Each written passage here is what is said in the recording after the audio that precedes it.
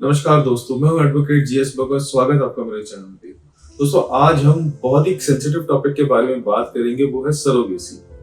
Surrogacy क्या होती है, उसके क्या रूल्स और रेगुलेशंस हैं, उसके क्या बेनिफिट्स हैं, उसके क्या नुकसान हैं, सरोगेसी के लिए कौन जा सकता है और सरोगेसी कौन ऑप्ट कर सकता है।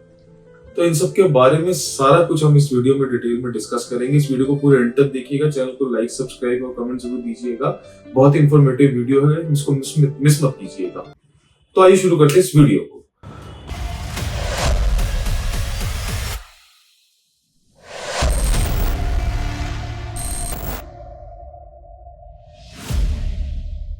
दोस्तों, सरोगेसी क्या होती है? सरोगेसी का ये मतलब है जब एक कपल कंसीव नहीं कर पा रहा और बच्चा नहीं पैदा कर पा रहा, तो उस केस में वो सरोगेसी पे जाता है। सरोगेसी का मतलब है किसी की दूसरे की कोख को लेना, उसके थ्रू अपना बच्चा पैदा करना। और टाइटल जो है उनको मिलेगा जो कपल है, जो कंसीव नहीं कर पा रहे हैं।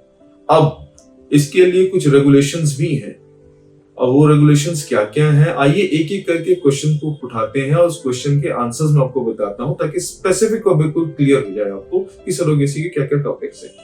तो दोस्तों, सबसे पहला क्वेश्चन जो आज हम उठाएंगे वो है सरोगेसी कितने टाइप्स की होती है। दोस्तों, सरोगेसी जो है वो दो टाइप्स की होती है। एक होती है एल्ट्रुइस्टिक, एक होती है मॉनेटरी। एल्ट्रुइस्टिक का क्या मतलब होता है? एल्ट्रुइस्टिक सरोगेसी का ये मतलब होता है जिसमें पैसे इन्वॉल्व नहीं होते हैं।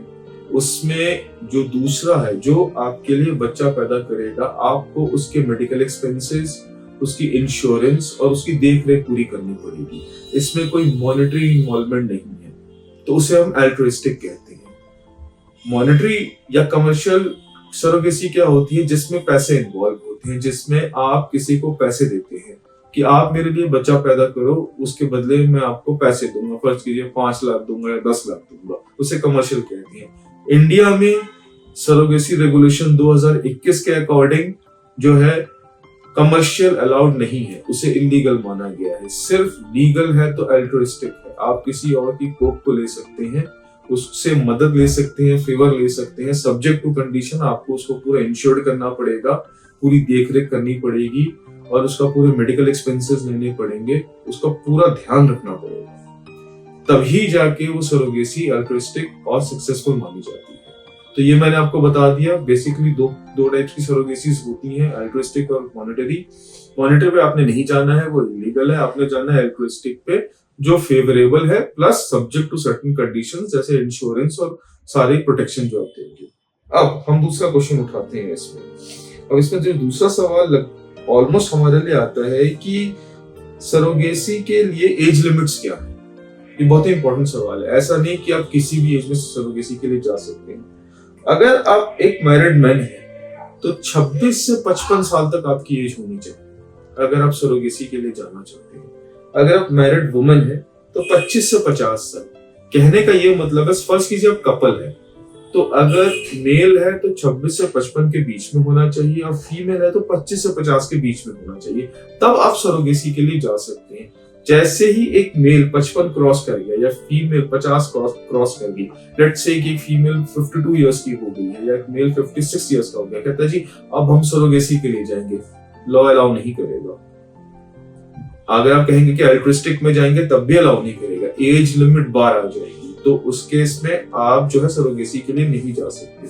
कौन कौन सरोगेसी के लिए जा सकते हैं, ये भी कई बार पूछा जाता है। अब सरोगेसी के लिए कौन कौन जा सकते हैं? सरोगेसी के लिए मैरिड कपल जा सकते हैं जो हेटेरोसेक्सुअल है। सेम सेक्स मैरिजेस, गे या लेस्बियंस नहीं जा सकते, हेटेरोसेक्सुअल जा सकते हैं। मैरिड सिंगल वुमेन जा सकती है, विडो जा सकती है, डिवोर्सी जा सकती है। अब उसमें भी एक एज लिमिट है। अगर आप विडो या डिवोर्सी हैं तो आप 35 से 45 साल तक ही जा सकते हैं, उसके ऊपर नहीं जा सकते।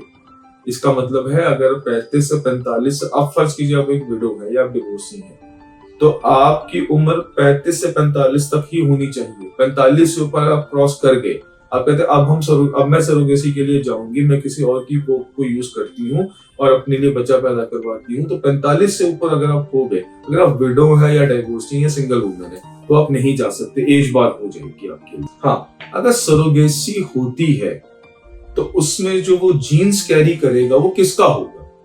देखिए जनरली जब सरोगेसी से बच्चा पैदा होता है वो फादर से रिलेटेड होना चाहिए। डोनर गेमेट्स प्रोहिबिटेड है। मतलब कहने का ये है, जो सरोगेसी के लिए जो कपल फेवर ले रहा है किसी और की, तो जो फेवर ले रहा है कपल, उनका रिलेशन उसमें होना चाहिए, उनके कंट्रीब्यूशन होना चाहिए। कंप्लीटली डोनर के गेमेट्स नहीं होने चाहिए, तो उसको सक्सेसफुल सरोगेसी नहीं कहते हैं। तो सरोगेसी को अगर सक्सेसफुल करना है तो फादर या मदर का कंट्रीब्यूशन सरोगेसी में चाहिए, पर्टिकुलरली फादर का अगर हो सके तो, ताकि उसी से सरोगेसी सक्सेसफुल मानी जाती है। कंप्लीट डोनर गेमेट से सरोगेसी सक्सेसफुल नहीं मानी जाती है। ये सरोगेसी रेगुलेशन एक्ट 2021 में बोला गया है। तभी वो जो बच्चा पैदा होगा वो इंटेंडेडली भी और गेमेट्स के पॉइंट ऑफ व्यू से भी उसका माना जाएगा जिन्होंने वो बच्चा कराया है। तो इस चीज का ध्यान रखिएगा, बिल्कुल ही डोनर पर डिपेंडेंट मत हो जाइएगा कि उसी के गेमेट्स यूज होंगे, तो वो सक्सेसफुल सरोगेसी नहीं मानी जाती है। कल को चैलेंज हो गया कि पूरे कंप्लीटली मैंने ही कंट्रीब्यूट किया, तो आपका तो फिर प्रॉब्लम आ सकती है, उसमें कंट्रीब्यूशन होना चाहिए आपका। अब इसके अलावा हम नेक्स्ट क्वेश्चन पे आते हैं। अब सरोगेशन कौन कर सकता है, कौन अपनी कोख को सरोगेट के लिए यूज कर सकता है, ऐसी कौन सी महिलाएं हैं जो यूज कर सकती हैं। सबसे पहली बात, उस महिला की एज 25 से 35 के बीच में होनी चाहिए। 35 से ऊपर अगर एज हो गई है तो वो महिला अपनी कोख को यूज नहीं कर सकती है दूसरे को बच्चा पैदा करके देने के लिए। तो एक एज लिमिट है 25 से 35 के बीच की। दूसरी इंपॉर्टेंट चीज, जो अपना कोख यूज करवाना चाहती है दूसरे को बच्चा करवाने के लिए, सरोगेट करने के लिए, उनका खुद का एक बच्चा होना जरूरी है। जब